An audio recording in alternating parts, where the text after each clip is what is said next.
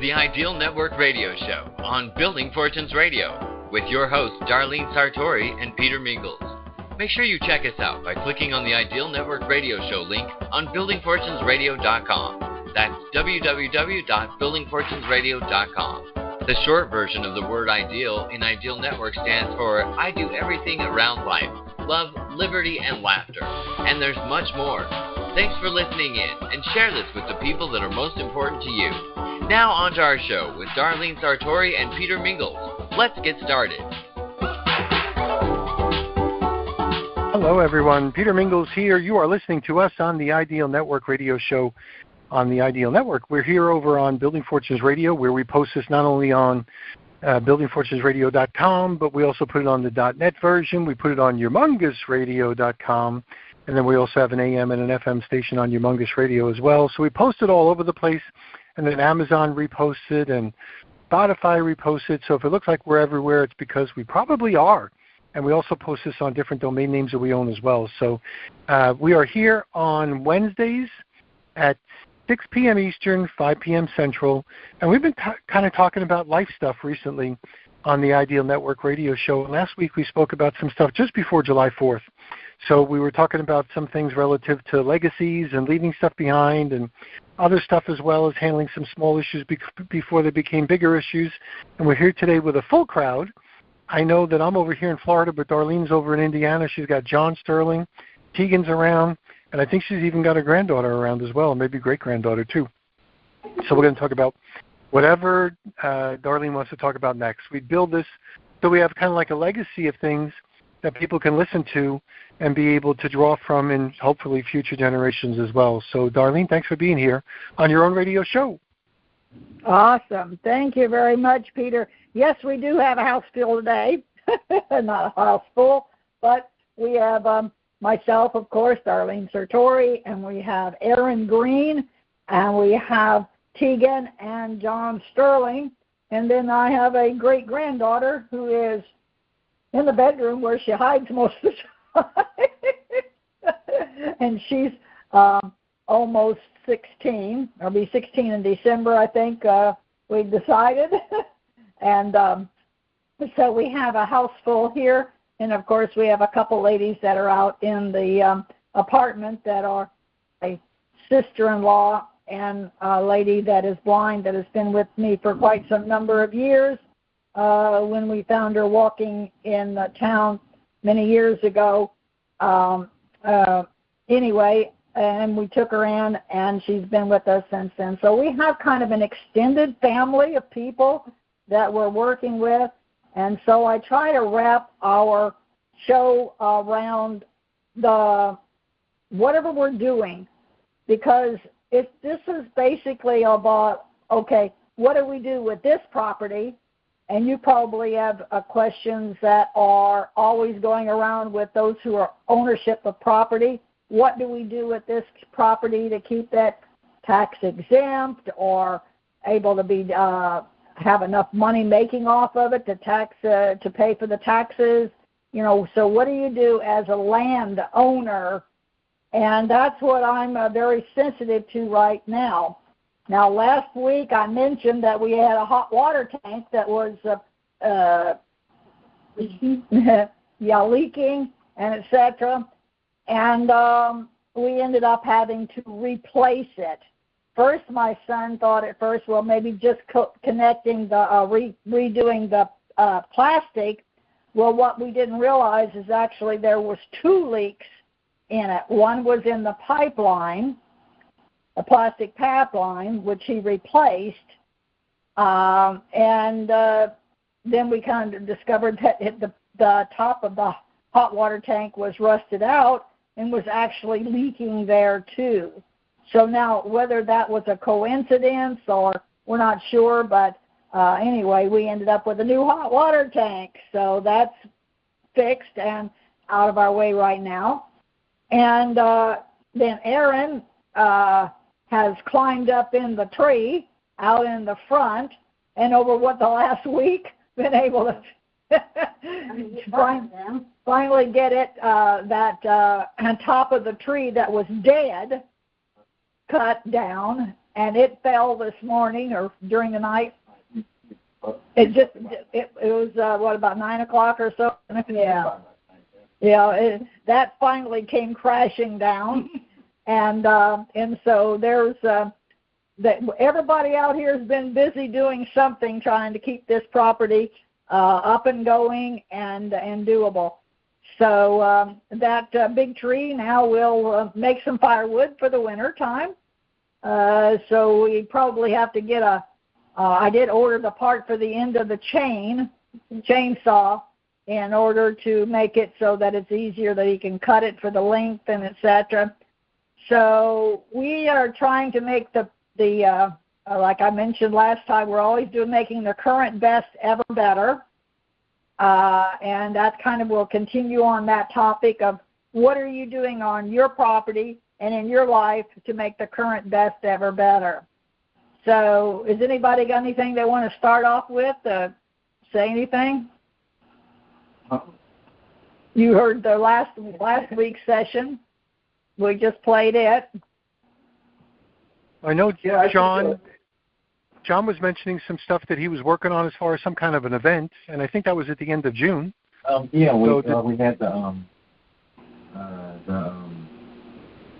the end of June? Yes, the Peace Board, yes. The Peace Board. That went over, and Tegan did a part in it, and when I got it, I did pretty well. Yeah, that was excellent. Tegan participated in that. Are you able to hear him okay? Yeah. A little bit. Yeah. Okay. War Peace event. That peace event, yeah. Yeah, the World Peace event. World Peace event, okay.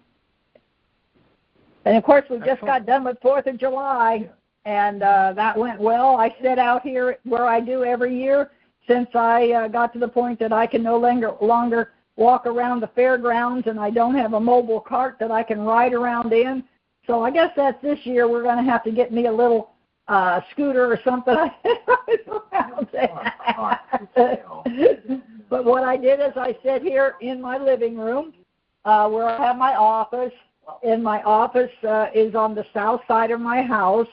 And when you look out the south side, I have a huge picture window. That's about 8 foot wide.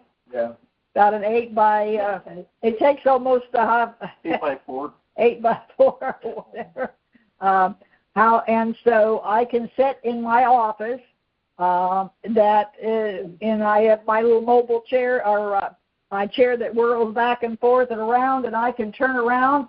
And right between where that frame is on the end of the first window, this is like the 3 triple windows. You have to picture this. I can sit right here in my chair, and I can turn around, and right between where I have cut it so that I can see it, I can see the fireworks through my window here. I have on the top part of the window, I have a, what do you call that, black shades? Sunscreen or whatever.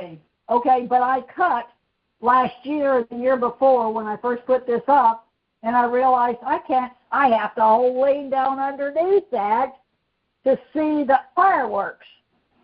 So I got up there with I was wondering why that was cut out. Nobody ever asked me, why is that cut out?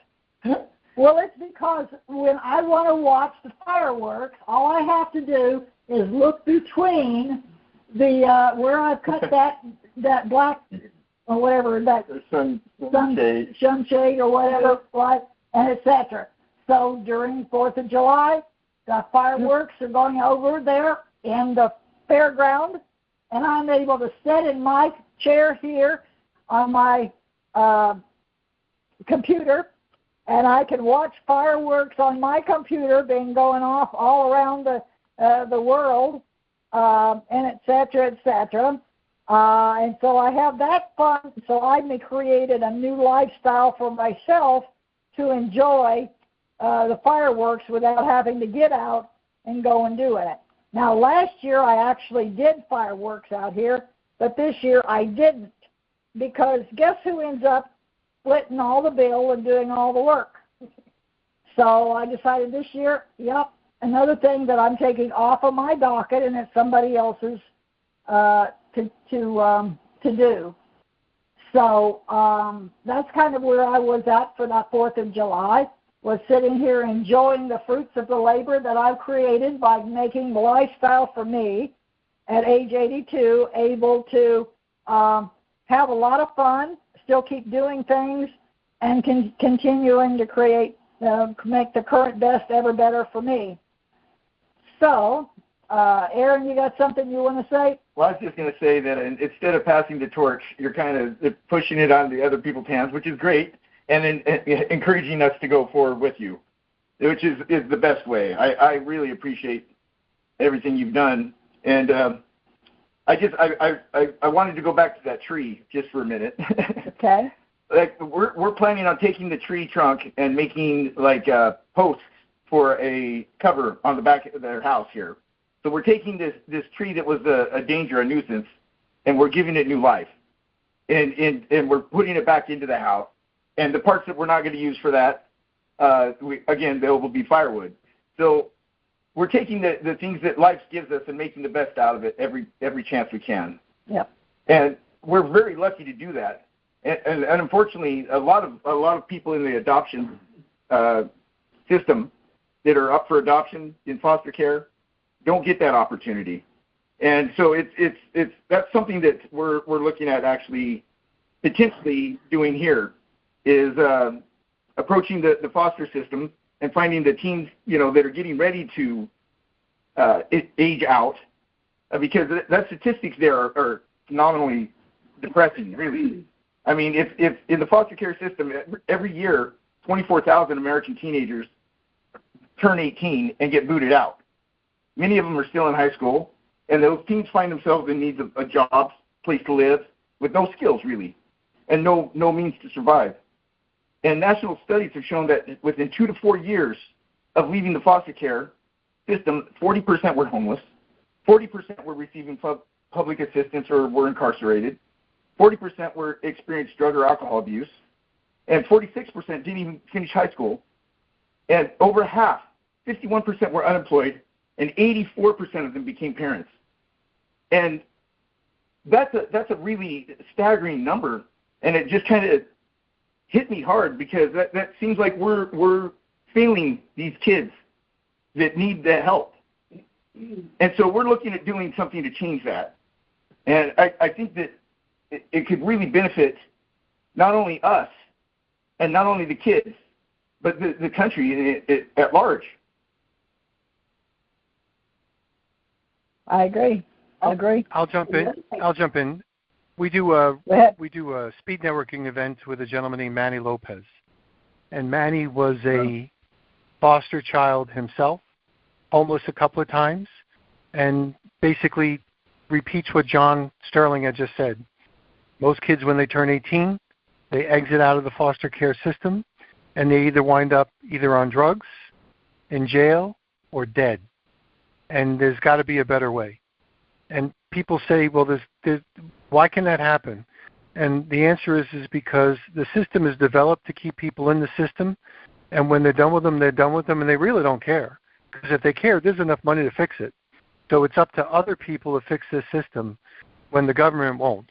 Because as we've learned with all the other fraud that's happening in the medical stuff and the welfare stuff and the government's help that they did during COVID, there's a lot of fraud in the system. And unfortunately, there's a lot of fraud, I'm sure, in the foster care system.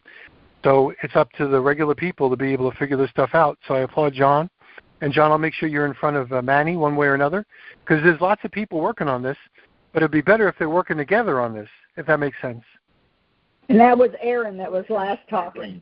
Aaron Green was the last one that was talking. Oh, that was John Aaron? Was the one that was talking. The last one that was talking was Aaron. The one before that was John Sterling. Another thing I found out when I was doing research on this is these kids can actually stay until they are 23 in the foster care system. But by the time they're 18, she says most of them just want to get out. We're being and if we could pick up even kids before that. Well, if we could form a network of people that would be wanting to volunteer. My aunt, and this is Aaron Green again. I apologize. Hey, Aaron. My aunt and uncle, they actually adopted 24 kids that were between 16 and 18. And, I mean, not all at once, but, throughout the years. And that's amazing to me. That was so inspiring to me. And out of those kids, most of them are doing 1,000 times better than they would have if they didn't have that little bit of a boost. And a little bit of it's a confidence boost for the kids, as well as they taught them some fundamental skills of life. And when you can show these kids that have been in that system that long that somebody cares, just a little bit, that changes everything for them. Their outlooks will change dramatically. I mean, kids are amazing. They really are. And unfortunately, a lot of people will try to get foster children, and they'll be like, oh, well, this isn't a good fit for us for whatever reason. And it might just be that the kid's nervous, or, a lot of them have issues. A lot of them were born addicts. There's all sorts of reasons that they're in that foster system. They've been traumatized one way or another. And so and a lot of people don't really understand how much work it's going to take to get through that shell that they put up, especially after they've been accepted into homes several times and been kicked out, and they feel like they're rejected. And that's such a hard thing to see. And it's just, we got to have enough love in our hearts to help them work through it. And anybody that wants to do that, they need to realize that that's going to be a possibility. But I also believe that, if you don't know how much you could do that, if we vet the kids and find out what they want, what do they want in their life? What inspires them? What makes them excited? And if we can find out what makes them excited, and we can get some people that have, say they wanted to learn how to grow vegetables and how to farm, they could come out here and do that with us. And then, or if they wanted to learn computers, we could find somebody that specializes in one area or another and arrange for those kids to go to those areas, especially if they wanted to, do foster care. And that would be a great way we could train these kids to have a skill in life. It would help the foster parents out as well. I'm not saying slave labor or anything like that, but it would give the kids a skill, and then it would benefit both parties. So it's a mutually beneficial experience. And I tell you, anytime you work with kids, it is for me. I love children. They're amazing, and to inspire a child is one of the best things you can ever do. Well, Exactly. I'm going to see, Darlene, if I can stretch my memory. There was a missing person on a radio show. Was that the Aaron Green they're talking to right now? Yeah. Remember? Yeah, that would be me. That's him. All right. So for those people that are remembering, we did a radio show, and there was a weekend where we put out an APB on Where's Aaron Green? So Yeah, Aaron Green showed up. Me, and it wasn't working. I had to actually stop and get another one. I was in the middle of traveling here. There's a guy up in Chicago. He takes in orphans at all ages, and all the ones that he has taken have graduated high school. Yeah. Plus, there's a Christian Bale, the actor. He's starting a project out in California for the age-out kids and fosters, and the fosters too. Of the acting system. And they he's raised $22 million to build his program. Wow. So he can take in 72 kids. And so basically what we're in the process of doing is actually putting together, finding out who's doing what where, and where are the holes, where are the loops, where are we needing to bring together so that we can make this survive and thrive system function without putting anybody out of business, lifting them up, and then filling in the cracks in the cement, so to speak. Does that make sense? Sure. Go ahead, Well, Peter. a couple of things. Number one, we do a lot of stuff on Building Fortunes Radio. So one of the things we recently done is started working with Beat Bob, and I think I might have mentioned him before. But if people go to buildingfortunesradio.com/Beat Bob, they'll be able to hear the radio show that we did and see some of his YouTube channels. And Bob works with a lot of high schools.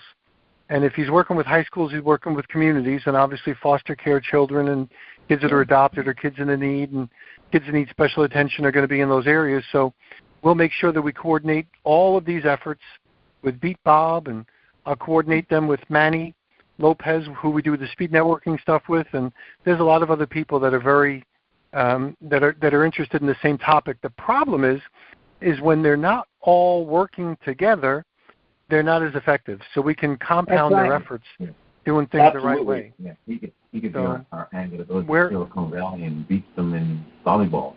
And then this is Bob Holmes you're talking about? Yep, yeah, Bob Holmes. So if you go for our Building Fortunes radio listening audience, a friend of mine, Felix, introduced me to Beat Bob, and Felix runs a company that offers money. Part of the profits that they generate, they offer back to 4 different nonprofits that do kids, to help kids. One of them is helping Beat Bob. Bob Holmes is the gentleman, Holmes, but if you go to beatbob.com, you'll see his website. If you want to hear our radio show with Beat Bob, you go to buildingfortunesradio.com/beat, as in BEAT, Bob. And some people might be thinking, why Beat Bob? What the heck? Well, Bob is a one-man volleyball player, and he'll be on one side of the volleyball net. He'll put everybody else, whether it's 6 or 600, on the other side of the volleyball net, and he beats them. So they play against him, and he does it for the message and the fun, and he does a lot of great things. He's been doing this for over 30 years. But when he's done, he talks to people about teenage suicide, talks to them about social media problems, cyberbullying, vaping, a whole bunch of other things that are out there, and he's faith-based, so many times he'll coordinate the school later on with churches, and he does stuff because he runs a ministry, and he's overall a really great man. But if you've never heard of Beat Bob, that's a shame.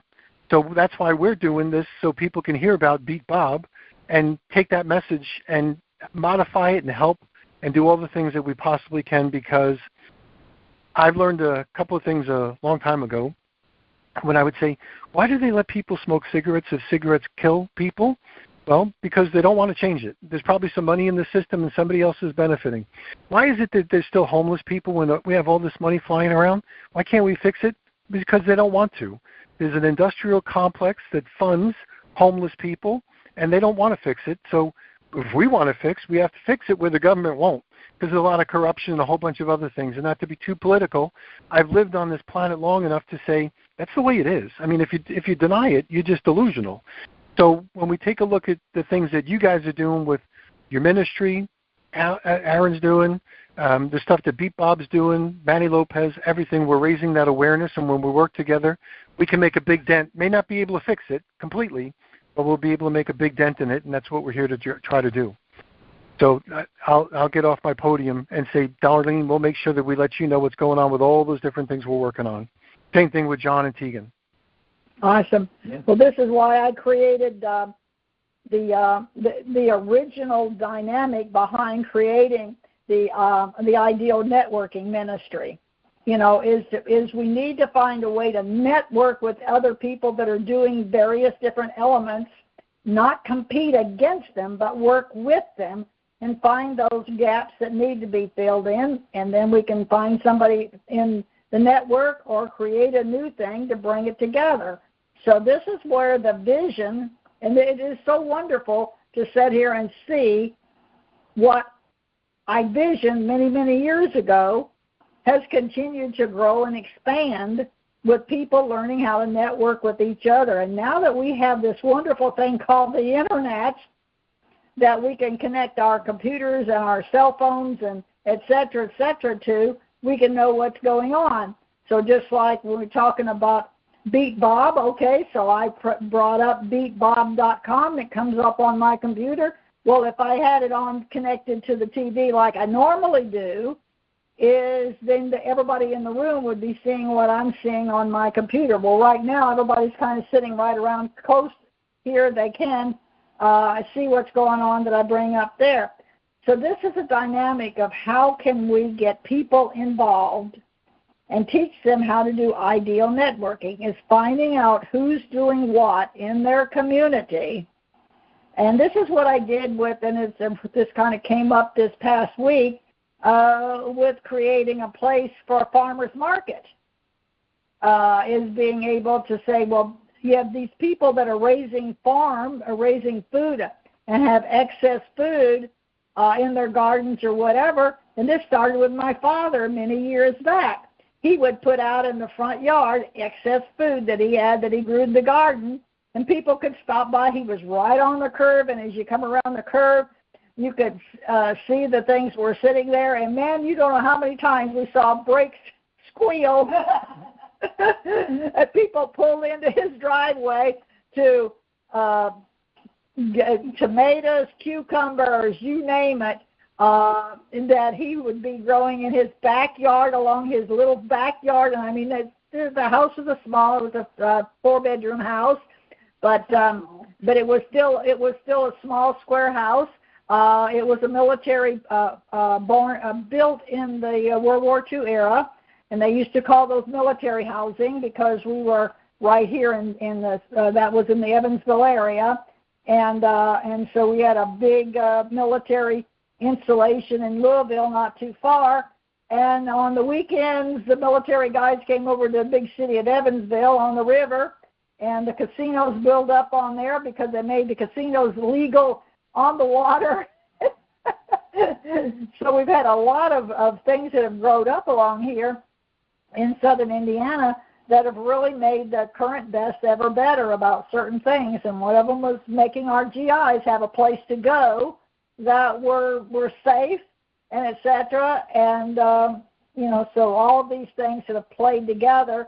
And because I'm a military brat, my father was a retired military and Air Force. And, so I very much am very appreciative of all the people that serve in our military and our police forces and things like that serve the community, to keep the community ever growing, making their current best ever better. And when I saw this Beat Bob with Bob Holmes' one-man volleyball team, I'm thinking, wow, I've never heard of this person before. I've got to let my kids know, and my grandkids and my great-grandkids know all about this.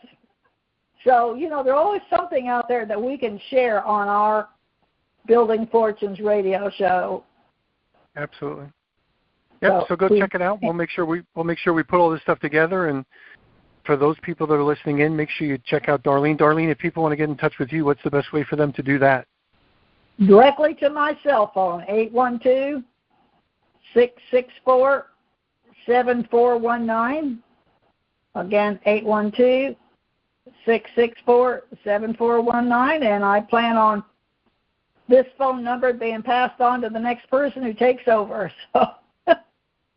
Perfect. So we're here, we're entering the second half of 2026. I think we got everything settled up. Like all the adjustments that we've been making are all kind of adjusted up. I know, Darlene, you had a little bit of a health issue earlier in the course of the year. We kind of worked our way through that. Now you got a full house, lots of people there helping you out, and a lot of systems in place to be able to make sure that we bring this thing to the next level. And I'm super interested in moving forward with all the different components that we're working on over here to try to make the world a better place. So I think we're doing it. And Aaron, welcome to the call. I think we're doing it. Yep. I think Building Fortune is bring forward. Yeah, me too. I'm glad I made it. Yep. And then I know I was listening to Darlene talking about her contraptions as far as being able to see the fireworks, and I'm thinking, well, we got a crazy lady on a trike. Now we got a crazy lady on a desk chair or something like that. I don't know. There's a lot of crazy people here. So catch everybody next time. So thanks for being here. We'll see you next week. Thanks, everyone. All right. You've been listening to the Ideal Network Radio Show on BuildingFortunesRadio.com. Thanks for listening.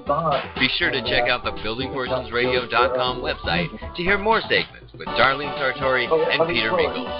Darlene encourages everyone to join the Ideal Network so you can say, I live the ideal life, where I do everything around life, love, liberty, and laughter. It's been our privilege to have you listen in. Darlene, Peter, and I want to say thanks for listening and ask you to spread the word. Tell a friend, join our newsletter, and go make a difference in your world.